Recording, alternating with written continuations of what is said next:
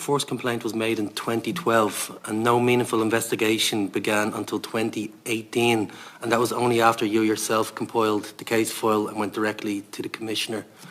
If you hadn't have taken that actions, what do you think would have happened?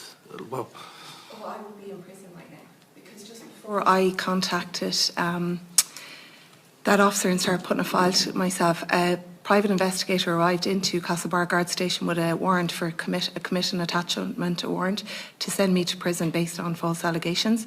So I wouldn't be, for starters, I'd either be in prison or else, I don't know if you've seen recent research in the UK, and I'd imagine it's quite similar here. More women who are victims of domestic violence die by suicide than domestic homicide. And I can't express enough. It's only someone, and it's not condescending, and I don't mean to say to someone that unless you're in it, you don't actually understand it, because I used to have a repetitive nightmare all of the time that I was in a concrete box and I couldn't get out. And everything around me was making sure that I couldn't get out of that box. And it was a really, really difficult place to be. So if I hadn't come forward and if I hadn't done all those things, I'm not quite sure. I know I certainly wouldn't be sitting here. And I know I wouldn't be having any type of a fulfilling life. I would either not be here at all, as in dead, or I'd be in prison, one or the other. Thank you, Margaret.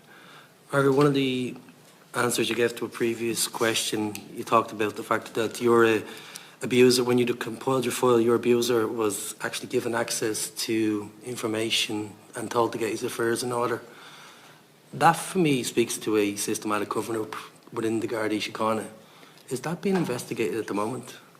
In 2020, I made a protected disclosure to 𝐕𝐺𝐶, formerly GSOC, and I outlined all of the, I suppose, apart from him, the systemic response to everything that I had said. And I also highlighted, the bigger picture of victims. During the criminal trial, that protected disclosure got disclosed to the defence before it was even investigated.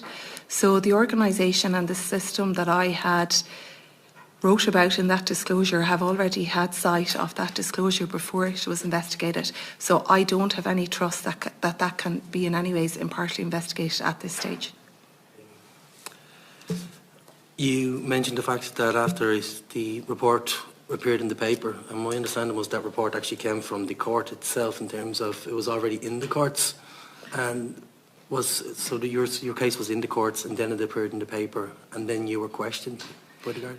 No, the report in the paper was before it was brought before the courts, but it was the investigation at that time had commenced. The report made reference to a detective being appointed and given a firearm, although they were under investigation for domestic violence offences.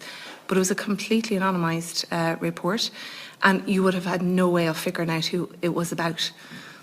As I already said, the journalist who wrote that and myself were both questioned about that and where that information came from.